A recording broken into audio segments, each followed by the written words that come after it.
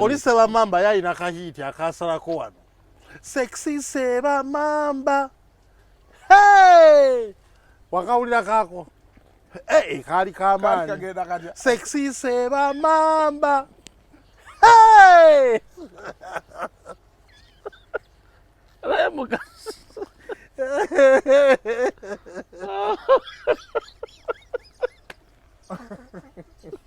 Uganda, are you ready? Raymond Namakura! Asimbo Dembalasi!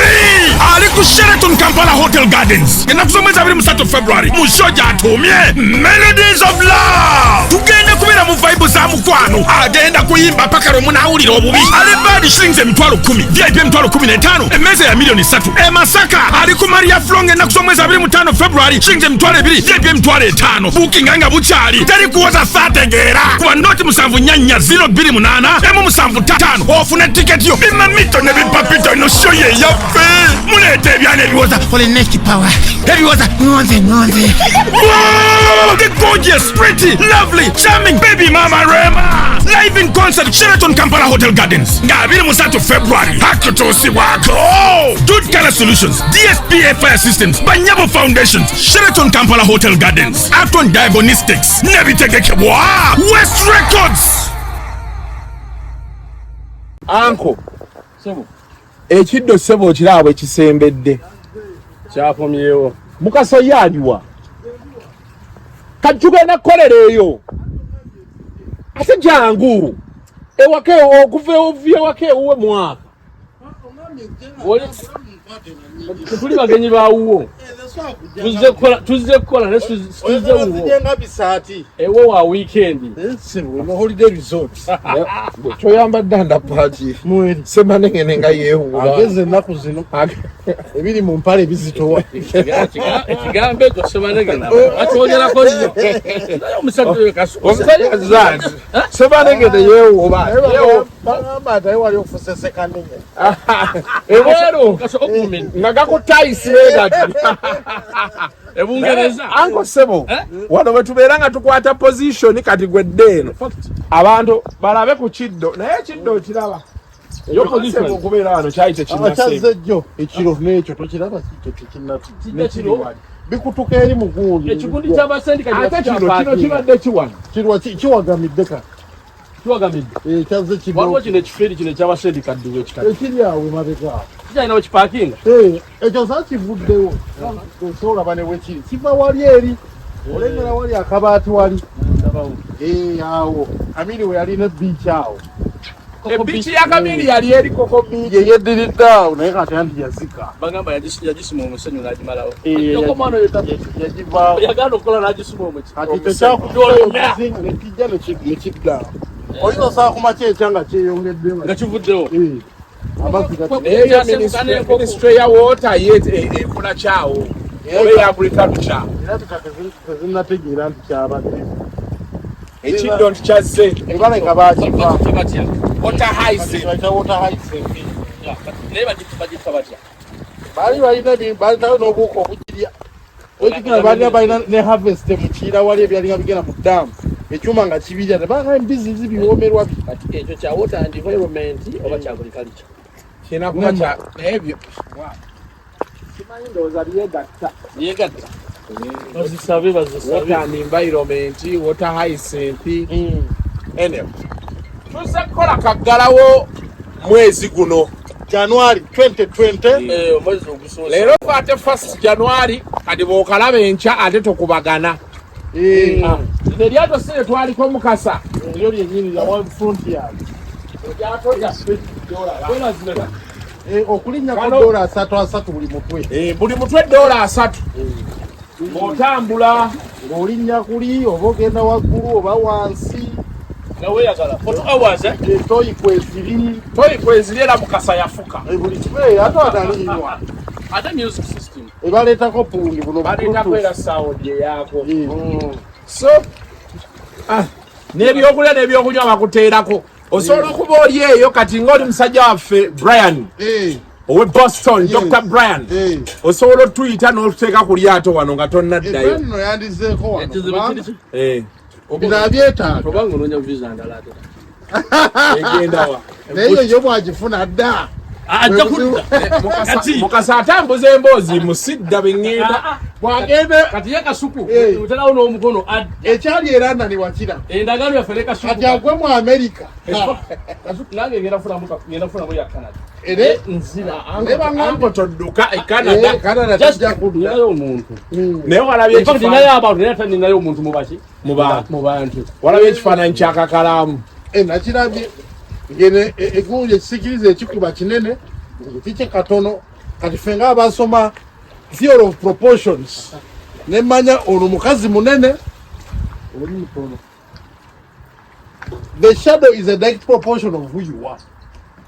Toza kukola bukulu butono bwoti walina olabika nga oli munene nomaliriza nti eyabadde akuba yanyi yabadde mu skirt nga mukyala munene kati nekitegeera nti byowulira bituufu nemmanya abantu tebanimba abantu badde bankoleredde bambi okuweereza abantu nga bwino bamukuwadde ekyo eyakyekubye yekka tewali gwe yagambye n'akikuba n'akituwa kakalaamu ffe tukola scientific analysis nti bamuwasizza kyoyagala okwogera Mukasa Tamale Junior yangamba kakalaamu yankubidde nga mukambwe nemuga kakalaamu mulekerawo okwogera kakalaamu nti bamuwasizza mugenda leeta obuzibu e Kampala wano yalekawo omukazi n'abaana era omukyala yagenda yabomba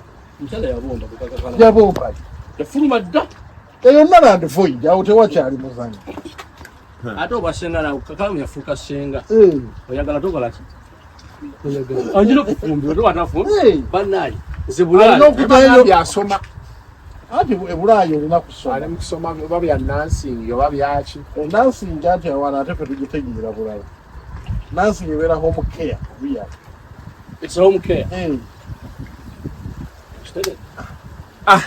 agenda kulabirira n'amaanyi alina nabyakozeemu wagamba mbu yagamba atya kuyaya kati aye nagaze njagala kulya mmere nganda kati akalamu emmere nganda ekanada local food akawunga bijanjalo binyeeru emmere nganda we have burgers and sandwich man I want emmere nganda azijogezamo like yaya the same like yaya nga 14 February 2024 ku Hotel Africana mu Nile Hall Valentine eno the King of Lovers Rock Little Boss akuleetedde e Valentine Love Ballad nga twogera lulaavu lwokka jawo n'omwagalwa wo tunyumire olunaku lwa Valentine ffenna okuyingira emitwalo 10 ordinary couple emitwalo 15 ate nga table ya miliyoni 2 tosubwa the King of Lovers Rock Little Boss mu Valentine Love Ballad Experience ku Hotel Africana mu Nile Hall, brought to you by Flory Flower World, Ecop, Sula Motors, Malachi Eco Lodge, JB Suits and Lodge, Radio Force and Q Vibes.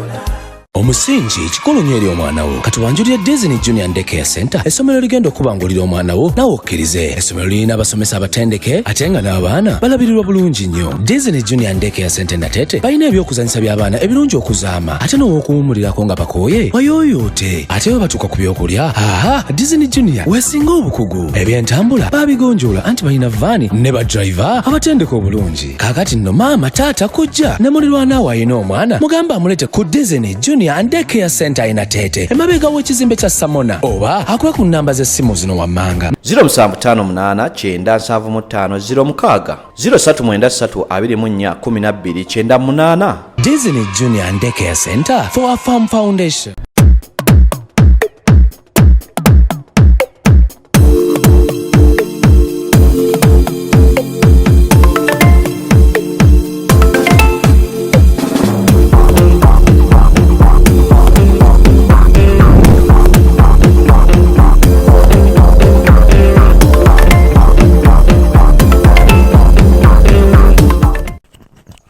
Welcome to yet another edition of Kasuku Live. Ka segment kano njagala kafunira linnya. Tukafunira erinnya. Wanje? waliwo muwala oli ekyennyanja Ronnie onagala kisiike omwana ayagala kisiike ono yanyu badde ku gaucho omukyala olimu ayagala ekyennyanja ekisiike naye mubuuze ekyaboyiro kimu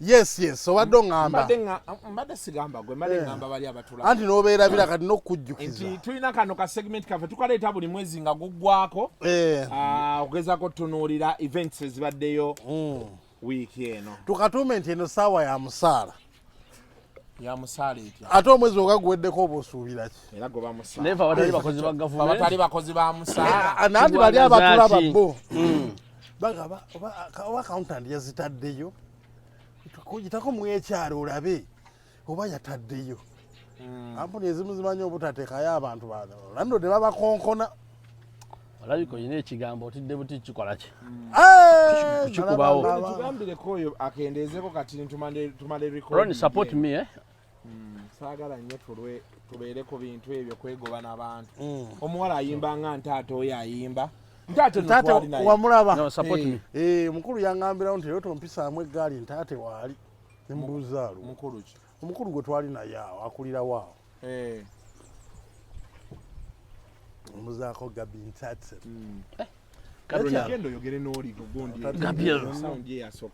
Gabriel Bambi gabi ntaate naye yalina oluyimba olutambula agenda London naye mugenda mwenna sinagambako nti ŋŋenda nawulire wali oyisaamu temundeka nabadde mu graduation yawo Masajja omwana yali yaluselectinga amanyi ba graduate abo beselectingira enyimba music gwe baagala naye family yabadde y'abasiraamu ne baluteekamu ate MC wakupaala FM ate yo n'akola ki n'alupika ne bagaana nalusiizinga tekyo tekikirizibwa mu lujja wano paalo yabasiraamu ne tumuyita paalo eri wali kazibe Bashiru we yasookera awo biraali ku tagi hotel wali egondi we wali paalo ate biraali eri ludda biraali eri ku muzikiti wano ku Bat Valley baava waawo biraali si yeri ku Old Kampala ku muzikiti egwa wano walingawo biraali muziri mugundi wano wanunga ku Bat Valley yani ye Kalule anko mainte ali mu motoka yayimbisa music akendeeze mugamba akendeezeeko katini ali mu motoka ya anko mugambe tushootinga mulyaka ebisumuluzo tuli mu kukola mugambe anaamalamu n'amafuta music yayimba kajolo ne mukola mutya music mwakoze mutya musine tumuyita etogera ne graduate namuga nti oluyimba olwo tetulina nnyo wadde gospel music naye abantu bona balikola ki baluyitaaga but when you talk about gospel n'abasiraamu balina ennyimba za gospel okitegedde kati mwamaze mukubiriza abasiraamu omwana tayinza kukkiriza mwalukubye era ntaate oluyimba lwe lutambudde nnyo cheza for Yesu Lwero cheza mbadde simbulumanyi nalulako awantu nga lukuba ontadde mu bingi nnyo ontutte mu bingi nnyo nekigabi kitunula bulungi mukiwaaneko she's a beautiful lady n'oli omuwala sister gwe ali naye muwala mulungi because there's a theory birds of the same feathers flock together omubi tatambula na mulungi era abalungi batambula wamu nedda ssebo si wano mu Uganda omulungi abaako ekibi omulungi abaako omubi anaavuma ono ne yeemoola oli ye n'akola ki naye kakati naye olugundi y'ababi yagenze gwawo kapo y'ababi n'omulungi kubanga omulungi omulimu gwe gwalinga kuvuma naye kati kifiiriza okyavumaani kubanga buli muntu ayingira aba client yabayisa mu luki kasooka embuuze mweyogere ku kyabasiraamu nameera omuvuka gwe beewasiza yadde musiraamu ndowooza sisuubira ebifaananyi bye nalabye omuvuka yeesibye bulungi nekanzu yabadde fashionista w'olunaku naye ayinza okukkirira sempijja abaana abikkiriza ate abaana akola ki naye waaye abaana buli lwe bakula ne bava mu lujja essaawa eno okukkiriza kwa sempijja kwayiseewo dda wabali babagasi nennammere agabika sempijja yabaddeyo Nina mulabe na mmere ng'alinga ali olubuto. Ne kati na mmere oba okyakugira ki? Omwana wo. Ate kati already yogera ngoma nti avuma. Ana nja muvuma kati njogedde kibi kisalabye bifaananyi. Naye kati olaba nze kati abantu banvuma waliwo n'ekivubuka ekyatuvumye. Kyawasa omukazi omukale n'akitwala e London. Ani oyo? Ojja kiraba kyakuyisizaamu eggaali mbu twayogedde mu traffic famayika yasala ng'ate yali ejjudde abantu yawolereza ali Bulaayi. N'agamba tuli bakadde nnyo kutooka nto tuli bakadde bazibu. Nenga lwaki tawa bakadde kitiibwa nga bamutwala ku ki? Bamutwala ku ki? Yamutwala yali jjajjawa.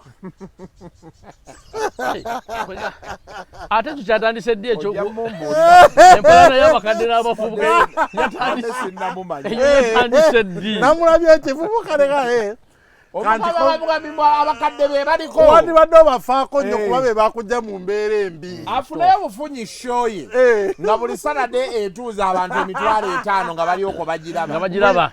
Naye yagenda awulira obuwomi bwa YouTube channel. Era yagazaawo ddembe. Lack of knowledge. Ate nga twannyonnyola abantu bategeere ekintu ekyaliwo. Ati kati ekirala mugambe eddembe yaggalawo kati ndowooza tuli bafu. Temukyalya. Ddembe yaggalawo ogambye nti aliwa? Ali London awo. Ate kati ye yadduka wano. Yasooka Sweden n'adduka Sweden n'adda e London. Kati ate ye yadduka wano. Ate ffe baggalirawo tukyali wano. Submissions are useless. Especially from people out there. Omuntu awakuvuma baba nga Munnayuganda muli mwenda wano kitegeererawo kono kati Mukasa. Kati ko wadduka wano. Ogenda onoonye embeera ennungi eri. Ate ovuma abaasigala wano abagumidde mu mbeera eno. Gwe gye wadduka. Mukasa assignment yaffe nze ne Kasuku ku ggwanga lyaffe lino. Paka abantu kuwulira bubi. Naye tetusobola kukola ki? Ceasefire tetusobola kukola ki? Ceasefire. Just tugenda kukola bukozi nnyo. Nyerabiko akyemmanya ate bw'onoobiraba ojja kunyiiganya ate okolesha endala. Naye kati yabipostinze ewa? Ali ku Facebook okwo. Sikyabeera ku Facebook. Omuntu yenna angumira ku Facebook oba TikTok. Aba amala budde. TikTok mbeera ndi eyo nta omaye feed erina bwejja. Ne bakulaga ate yakuvuma last year mu. Nze nange nale sandirabye. Ne waliwo eyantaaginze. Bakutaage. Nanga nti Mukasa kyajja okukola ngamba ate onangamba biki nagenza omulaba. Naye kati buli muntu ali eyo kyoba weemanyiiza beera ne ssente. Kintu kyokubeera ne ssente kiri important. Money is everything. Walusi bw'olaba twogedde ebitakusanyusizza you pop ebereya n'oginywa ogenda ogimalamu ng'oteredde ng'obwongo bwate bulowooza birala nga be waleka e Kampala tobaliiko okitegeera naye bw'onaatwesibako gukuba abantu bonna bali ebweru nagamba muva wala wano ne mugamba gotera olaba ku Bamerika eyo bagambe abali ku Facebook sima ya TikTok sima ya Instagram nga bakyalowooza nti banoonya likes banoonya views eri element eyerindalamu eyo tejja kukola bulungi ajja funa obuzibu waffe eno tugenda okukatifa tuli mu kukola ojja kgenda ojje wano e Kampala nga ffe tulina okuwa mu benzi zaffe ovugemu ate otandike abaana banne abantu e Kampala balina ssente bakola ddi abana Kampala bakola ddi beeramu ne ssente ekyo kibuze Mukasa nange abaali babumbyeko ne tudda abalinamu obwongo w'omuleka tomukola ki tomusanga kati ffe twakiggusa naye abali eyo bava okutuwa banoonye ssente owaye mbadde egamba oli omusiraamu gwe baatunyumiza gundi gye yali MC baleese Silver Kyagulanyi Oyemba ku mukolo gw'abasiraamu wakimuleso omulokole ku mukolo gw'abasiraamu akutte wansi ne waggulu MC n'amugamba nja kukuwa bw'otaddayo n'otuula wansi anti ate yali anenya MC ate MC gwanenya si yapangisa abanayi okitegeera yaliwo kuyita biddako na kuvuga program yamugamba ngenda bw'otatuula wansi essaawa musiraamu ngenda kukuba bwe bagenda omulaba ng'aseetuka mpola aseetuka paka yatuuka katebeke yali azze eno famire y'abasiraamu tuli basiraamu muleeta mutya sirikazimba ennyimba z'abalokole ebyo ebiseera soba kasumba yali mu kkomera kati yali balikoze batya pasi balijiyimiriza ate ozze kulya mmere bw'otaddayo kunootuula wansi omusajja nooza n'amanya nti olaba omusajja ankubye kaama kakunkuba bwe neetinkula agenda kusuba. Anyway, so many things have happened this week. Just okubifunamu wano katini tusookere gye tugweredde eno oba gye gwatandikira. Tandikire wano kati nga tudde emabega. Kati gravity yabadde ali. Gravity yali ku map. Gravity yavuddeyo. Abaana ne bamuwa interview ndoza bayogedde ku ssente z'abayimbi ze bagenda obbawa. Essente ezo. N'avaayo n'agamba bazituwe tuzinyumirwe ko olintu ate bazimamu amalwaliro. N'agamba amalga n'abaameka mbuga kiruddu yagambye kiruddu. Olina ka kiruddu olede weeri. Waliwo nenalirye kawempe. Muleke abantu muzimbire nnyo abantu amalwaliro mujja kulowooza nti abantu balwadde. Muleke banyumye batuwe tuzirye tuvugemu emmotoka tunyumirwe. Olina mwaka kati ebya principal obirinnyemu nambuza principal yani.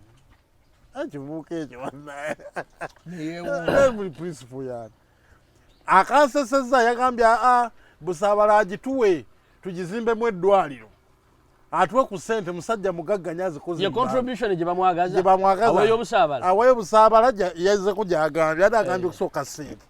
Twagenza okumaliriza nga bagandi kakati principal nga temupromotinga ki ndowooza ideologies zo oba kiki ekisukala kimugamba muleeta promotinga music waabwe yagambye mbu principal abapromotingireko yamuwadde challenge mbu akoleyo gundi mpaka kuwulira bubi alinayo oluyimba olupya amwagaza challenge ya principal ng'azina mpaka kuwulira bubi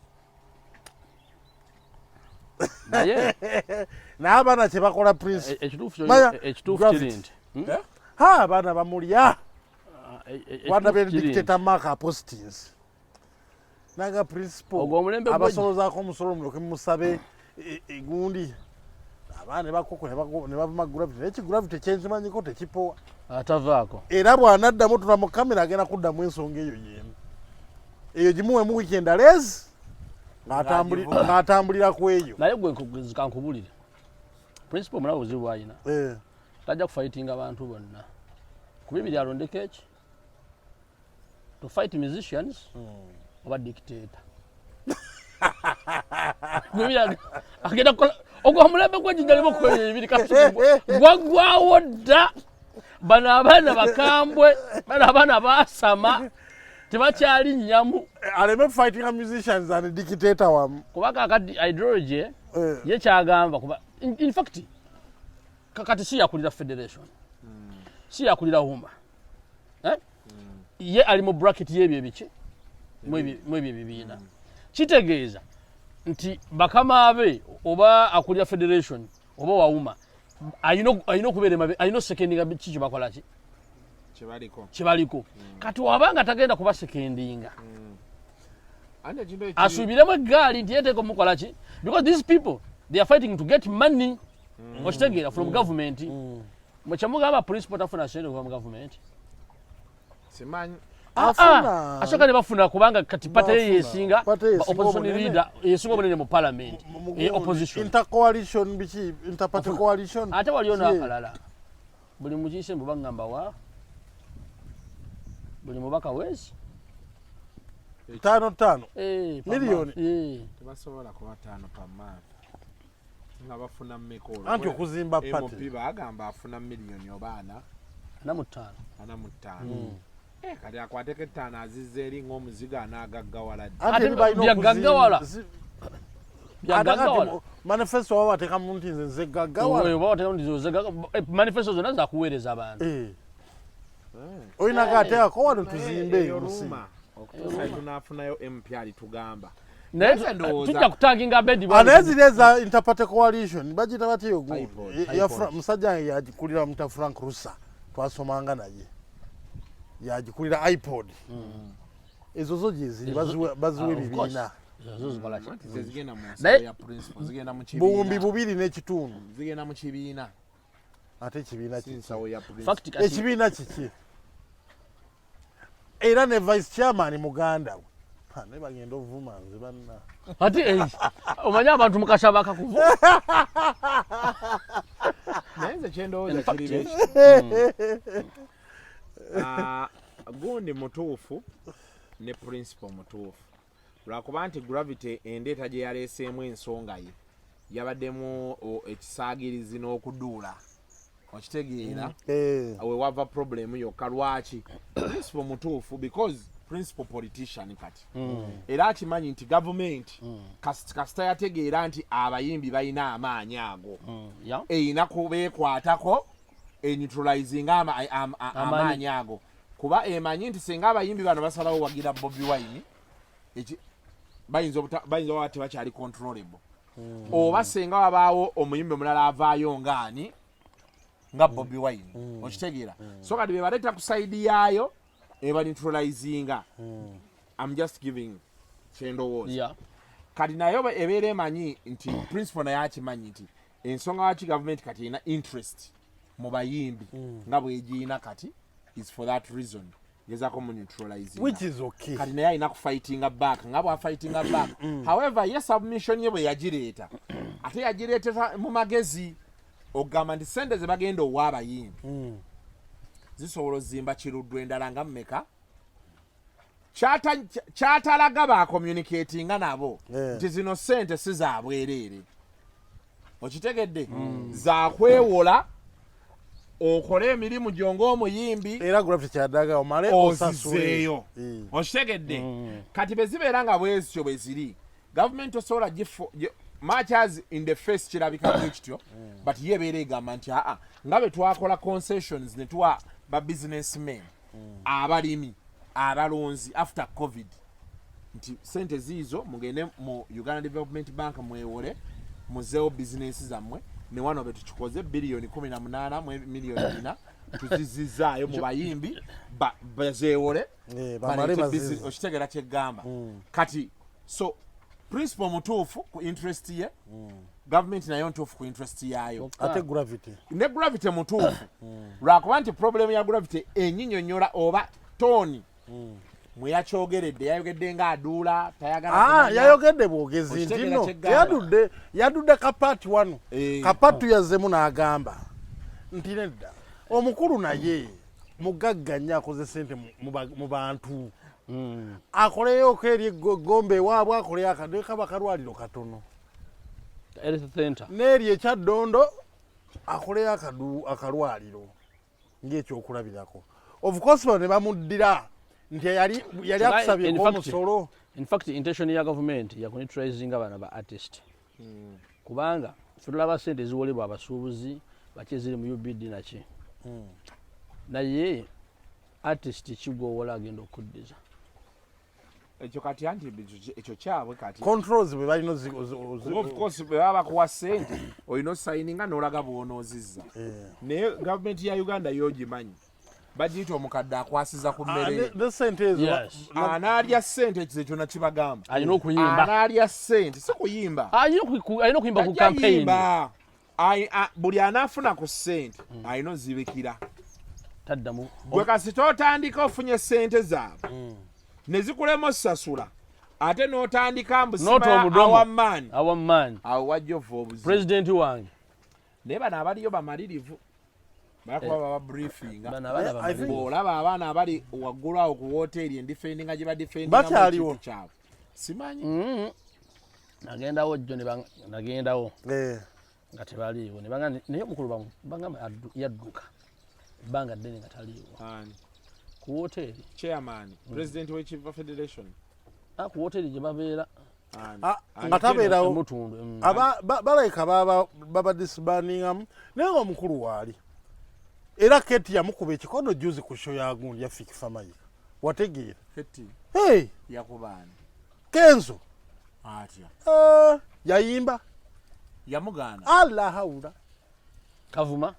kavuma gundi ne mudura ne bakimukuba nga kiki Keti yayitagala kumanya bwe yajja Kenzo najja nga akakuyingiza gaali backstage namga parking wali otambula ojja toyingira wekka tolina kuyingira nabakuwerekera eggaali ye n'agigaana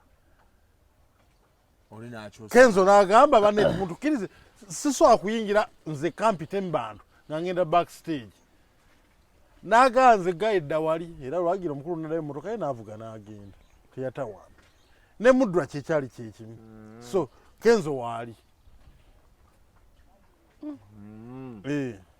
ebyo gravity ekirungi naye ye yamanyi waafuniramu ekituufu kati awo ebisigadde ate gravity atambula nina bbanja ne gravity si musajja akyasobola kati gravity ali anirule gravity si musajja musiru ebyo byonna byakola biri calculated era takola mistake kituufu ojjukira bwegera kamiri nti njagala ekivulu kimusale yakiremerako nnyo ye ng'amanyi kyali neyebaza ne katonda nga stage ego n'ekyo kyaliko alina bwe yakibaze of course this same man kubya gundi ezo ne Juliana mwe baamuliira ate Juliana yakola tomanyi nti naye yavaayo okwogera ku gundi abantu abavuma abantu abatalina peti abaana ne bamuwa n'apologizinga ne gumwokya teyeetonda ye yadda mu paati tunaabannyonnyola nti mwe musobola okwefuula abamanyi ennyo principle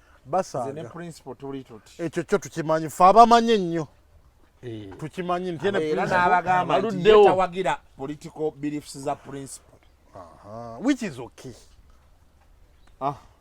yakola part 1 part 2 n'abamala n'abajjako neka princess ako nako kagezi ekyo kati kakibuuka nako kakukwata kati kyo kakimaze kasobola kuddamu kinyega ekyo kyaggwa kakuteekawo olina okubeera kanyweza abaana n'ababologosa sirika nga wasirikira olubuto lwo n'otulagako obugere mbusimanyi bayogera bingi ne intention ebeera ki abaana bano balaba abaana abo mbs abaana bano balaba banatera okusiizinga nze mbalaba okusiizinga batya n'ennamba yaabwe kati njiraba egenda ekola ki esalika kubamanyi lwaki ekyaguddewo nze kyenalabye sayansi ali bwati abaana abo bajja ne bakuba alien skin alien skin fangoni netereza ejje lyayo ejje ne legatibwako gagameero ne bazza faya wiiki ezimazaawo nga bbiri nga bebaliko bebakuba kati abeeno ne bagenda bakwata fikigaza nga nabo gwe bajubisa naye fangoni erabika erina ejje lyamaanyiko fangoni no teyalemeddewo olowooza erabika erina ejje lyakwabo nabo bakuba ate tebeeguya kati oba eno faya akomawo n'amaanyi bibina ebiriwo guno nno omwaka ogenda tubeerera muzibu si mwangu nnyo nga bwolowooza of course waliwo ebifaananyi bya Rema byeyafulumiza ku birthday y'omwami akajanja k'abana Uganda Rema babadde bali kumpi kwekiisinga n'akaze nga Rema alaze ku kisambi waliwo nooni yagambye bwengoye babadde mu nkaddekadde nabipositi eyo naga nti ebifaananyi tebinyumye nga waliwo abayingira ebifaananyi tebinyumye n'engoye mwambadde nkaddekadde mu ssaati yamu zabadde enkulu nga singolole ne kali kagundi babita obutimba bwe busatini akateteyo kaddayamba nalaba najja naye yabayingira Abanayuganda tebabadda byakkola nalaba njondi giant zone Rema n'abulwa otulo n'abeera atya omanyi yadde bibi njo bagenda ne bakyaza giant zone tuwa yali station ki ndi TV ki anyonyola ku mikolo kati bagirina okutambula egy'okwanjula gye giant zone toyazeeyo ku mikolo naye giant naye olwatuuka ate naye n'ayingira Sebunnya n'ayingirirawo Amuza naga nti yogo bayite omukoka gw'ensonyi akyusiza ekkooti ku buki ku buko waliwo ekyabaawo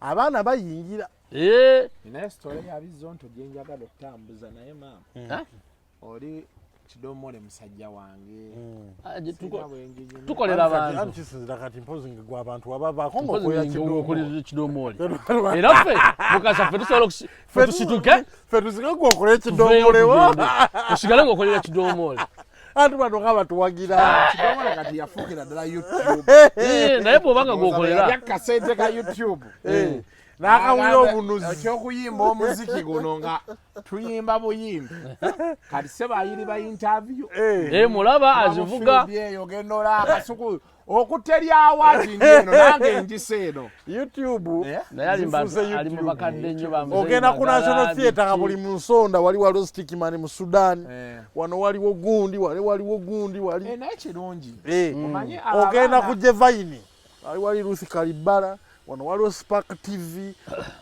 akati ye trade anti abaana wakati abaana obutabba ekisingako otandika ka YouTube ko bokola ebisanyusa abantu ne babiraba n'ofuna mu kyofu nobeera ng'oyiseewo. So Melodies of Love Rema Namakula is coming on the 23rd of Feb. Tugenda kubeera awo ku Sheraton Gardens. So tebagenda kwata ticket ku mulyango nno kigenda kubeera kirala mukkaawo. So that's the Melodies of Love.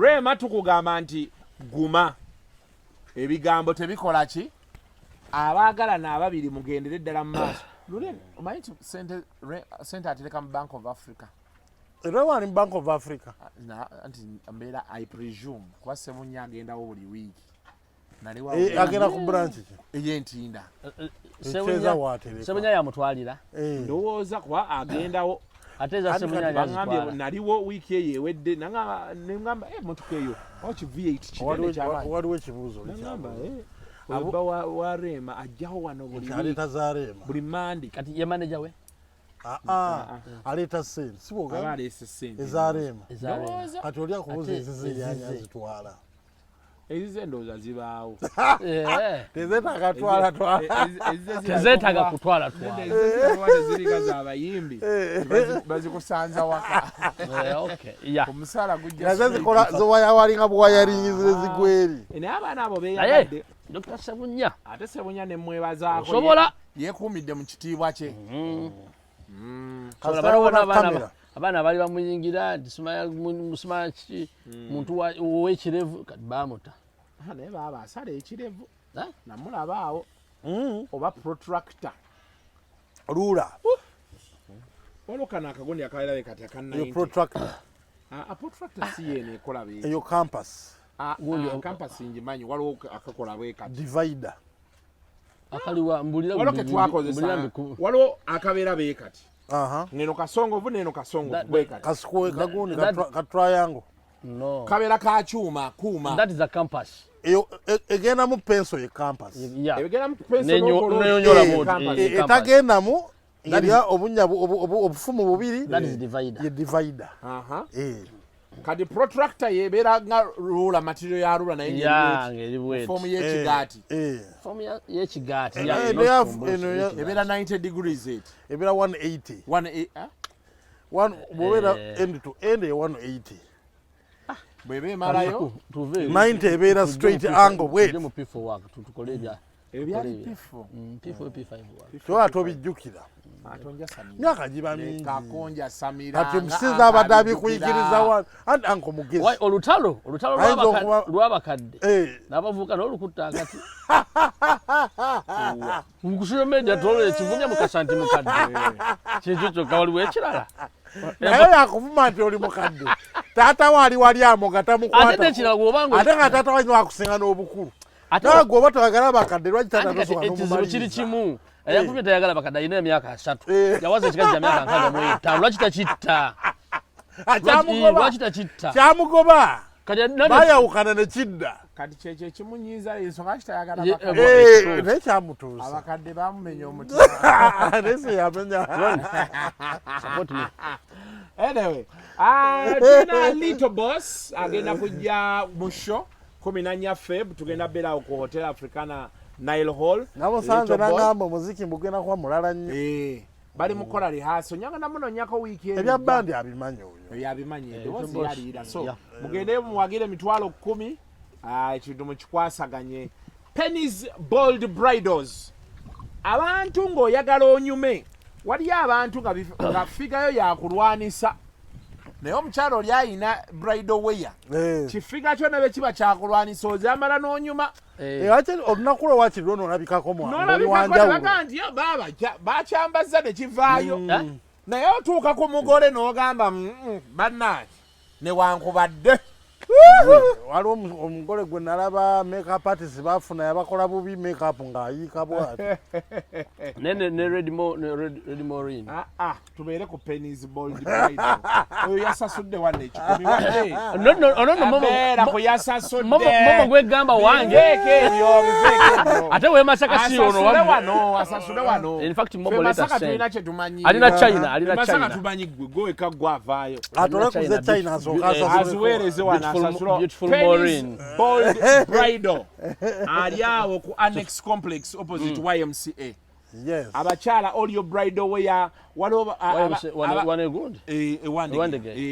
waliwo abagenda ku dinner date waliwo abagenda ku kwanjula obuteteeyi bw'okwanjula waliwo after party bamaid bana abafollowing omugole abaana abo balina obuteteeyi budress obwo busiba bbina n'ogamba ekirala ekiriwo ekiri immediate Valentine eze omusajja akutwala ku dina tomala gajja nagalale bakoleko ka makeup akateeteeyi in fact okimanya ne Valentine gyenjagala okusooka okukuza oba okwenyigiramu bale senyigira nnyo mu bintu bya mukwano omukyala mutwale naye buli wotandika okukulirira Valentine eriyo ddi eri mu wiiki 2 okuva leero Mukasa sinna ya 14 February tekyuka anti which day 2 weeks from today but we are looking for the real day kamalola bawano 14 February ejja kuba lwakusatu nze nja kuba nga leero kyegambye 2 weeks from today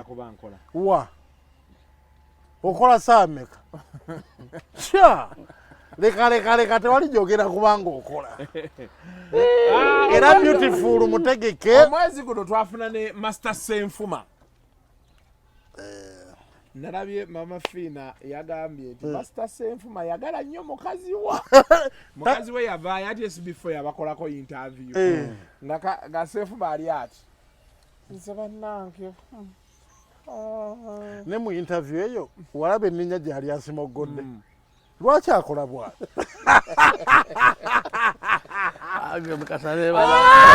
wakasolumba omukazi n'agamba nti bamuwaayiriza naye abakazi gye bali oyo omukazi alako okuba yakakuba empi oyo mukazi kati bwe badda mu nnyumba alako okuba yakuba Senfuma bamugema takyaddayo kubanga ti omukazi mu mbeera bwetyo n'akusonyiwa era abalina musonyiwa abakazi abamu tebalina gye badda abakazi omanye enjala eri mu bantu nekyandibikira nti enninya Senfuma gy'aviiramu ekayunga eyo yali etambudde olugendo ng'oludda olumu lunne waggulu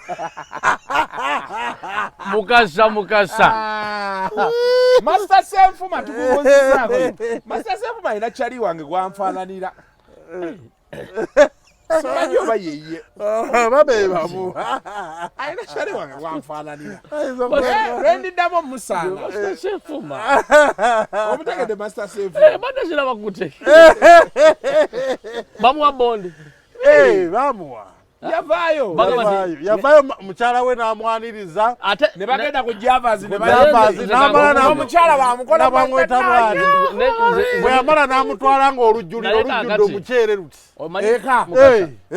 n'agamba efamire y'omuwala oyo mbi lwaki erabisizza bbaawa ng'ali nga tamanyi nti agenda n'omupiira naye waliwo eggulire erijja n'owesiwala ng'olina abaana bo mu ddiiro era Senfuma sola kisonyiwa mubulamu bwange kati emyaka gye bali boogera gikunuukiriza ejja ddota muwalawo nempulira ennaku n'obusungu naye kati olaba omwoyo oyo Senfuma simanyi na lwaki munnaamu tebamuteesezzaako kwade bateesa ku Israeli ng'ejja kuba Palestine kati n'oyo ateeta weapons of mass destruction to bombard a single island. In fact, Senfuma empapula bazireseewo empapula ezo ezakolerako ez'obusomesa obuzibu bwagenda okufuna ku musango ogwo bayiro teguliyo kasuku mwetegere abaana tuba tetubasobola tubaweereze gye babasobola ekyana Senfuma gye yali ajja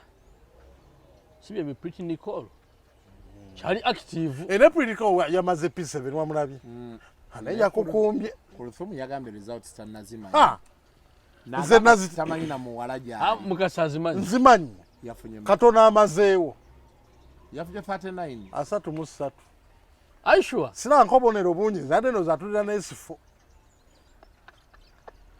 yakukumbye naye nate bamye omwana omunenya yabagala nti omutwe tegukwata wala kakubide kino Mukasa wo comparinga results za Pretty Nicole ne fight gye balimu eyamuleta mu mawulire muno tomunenya expect that tomunenya neze nali nerabire n'okwerabira nti mu P7 osoofuna 3 abera goniza percent zikoma kwa 3 yabuzizaayo 94 times naye mulanga twagala gukubira bazadde ngabe mwatusonza ssente mugenda olwo okusabira abaana dedication VD ne mutwala ebimuli ebya ssente ku speed yemu gye muba mutuwerako result kati ate abaana baddayo ku ssomero tuyina abaana ba sister abaana ba brother mukuba amasimu bannaye abazadde mwogere muko n'abaana bammwe naffe tetuli bulungi oluseke lufuuse nze katimba laba bajja halo Uncle Isaac ndaba mulabi siddamu ate waliwo ne yakubidde siddamu n'omu waliwo ne yakubidde ng'ate yewa mwana wa oji wange mwana waki kuba yamuzaala mu feria nempulira nga bintamye ngayagalayo naye pocket money abaana balina embadde gye bakola akukubira gwe nankubira kyayetaano no namuweesa tuli ebiri mami okumala ngaawezezaaga mpita bulaza kati omwana abeera mpita anko buli kadde mugezi naye waliyo n'abazadde abamu abasetinga abaana kubira Uncle James babisetinga amulaga wana nti baabo balaba balina ssente mukubireko olabe ogenda nawe essimu evuga muganda wobbo ogenda owulira ali ku simu halo anko ne gukutabula nze awo ntandikirawo halo nga sikuwulira generation y'oluseke nze nanyonyodde eno generation luseke nanyonyodde January munyonyola naffe bakubanga tuli bagumu ati experience goredo teeka luseke nyamunya olaba otegeka omukolo mulamba nga fimu ya luseke olaba otegeka okusabiriza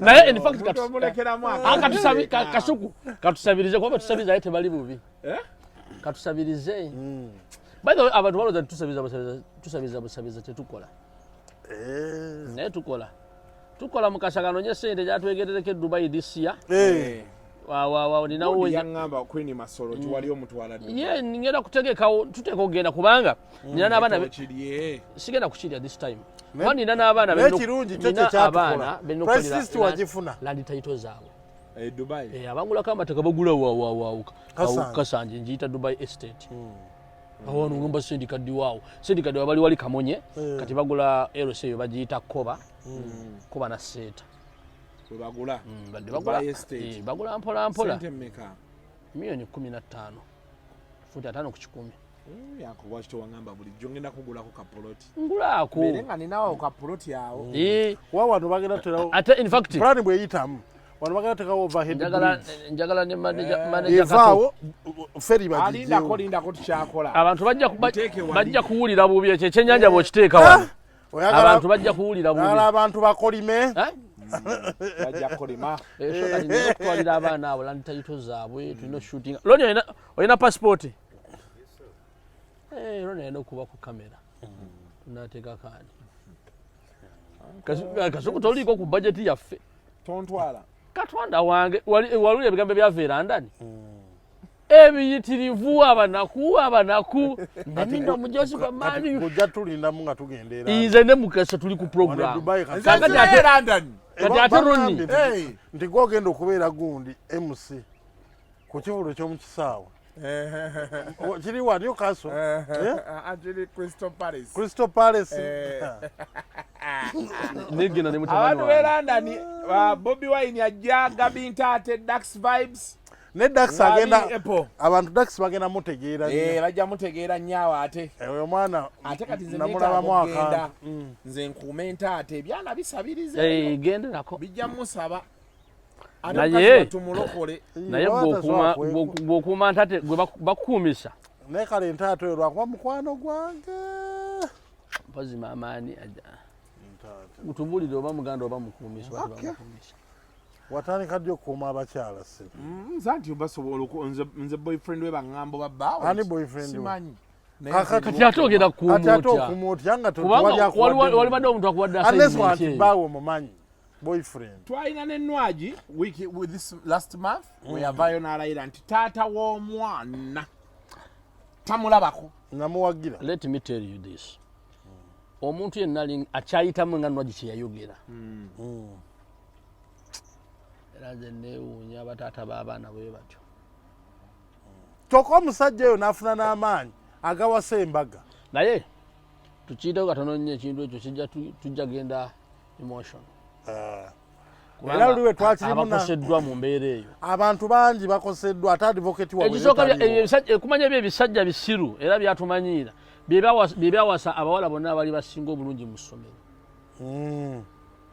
Ne bibajjamu ne byerondera ate ne bidisappointing. Ne bitakoma okwo n'okulabira batambuza emmere nnwagi nno nga artist bali kuno batambuza emmere bali mu abaana bangi. So omusajja ne Bobby Wine yayimba oluyimba namusanga ndeeba. In fact on the same lines ezo. The same line. Haima nayo omusajja nakwata ku mwana wa nnwagi. Anwagi yali namugamba dda nnwagi bw'oba omaliri ofunya nkimanku yambeko. Lwakuba nakanwagi yesu yemalirira. Naye bw'aba ayagala obuyambi foli tumukwata akandooya yeno n'apika. Gw'omanyi akandooya oba owulira gino emikono gino. Akabadiya kababbi. Akabadiya kababbi bakwata eno. Akandooya naye gino emikono bagiteeka eri emabega. Ne bagisiba emigwa ekifuba ne kikola. N'obeera wano kati wano omwana n'akupika kiriini. Wagala wakuba kusema ku lubuto ku kundi. Tosobola kuwayaga. Omuntu ayinza okunnyonnyola akandooya ayeekolera. Bakamusiba. Ayinza okukunnyonnyola yakamanyi. Kuba kati nze nakalabako naye nakalabako buki naye ayeekolera. Naye edda waliwe baawambira mu 86 twali bakwatanga banyanya ne basiba akandooya. Abasajja ab'ennaku ezo baasibanga akandooya kali tight nga bakakusiba ne bwenkwisaako olwala bwendi. Bulungi nnyo. Ng'oyabulukuka. Oba weerenze ndi oli ne bwagirako bwati. Ate akandooya osaba nnyo okusigala nga weebase wooli kuba ne bakuta otambule bw'oli gw'olifa. Baleka bakawera akandooya. Tuve mu mboozi zayeekolera ezo zize. Yalinga akanyumya ako nnyo. Yabimanyi kandooya bakasiba bintu byaba basudde ebyo bya myaka egyo bintu byayeekolera. Anti ate kandooya jjukira nti anko we ine taata we. Taata teyali gundi musirikale muyeekera. Si taata we ne yiba waabwe. Itongwa tabeeranga ku taata wayeekolera. Itongwa ate nga lyerinnya lye yali etuuma. Ate oli gundi sendya banne. Itongwa agenda ne muganda wange mu Kenya. Abooluganda just banayiba wuudu. Itongwa yava waffe okudduka ogenda Nairobi ali kagenda Sweden. Tabangako wadde tayeekolera omulundi n'obuki. Ate oli gundi yali omuyimbi Sebamamba. Sendya banne. Itongwa alabika waawe gundi awo. Ono ayeekolera. Waawe gundi awo Itongwa we bamuzaala awo. Bayitawo batya kyalo kinvudde mu mutwe awo. Yali neyiba kweku. Ni Masaka. Itongwa yali ayina makebo ayisaawo. Itongwa. Kati bano bayeekolera bali ku miziga waawo. Yero modo we. Okitegedde omuyeekera. Tabangako mwana we. Yafayina abaana bameka? Basatu. Oli Sebamamba yalina kahiiti akasalako wano. Sexy Sebamamba. Wakawulira kako. ekali kamaanyi kagenda kati sexy seba mamba hey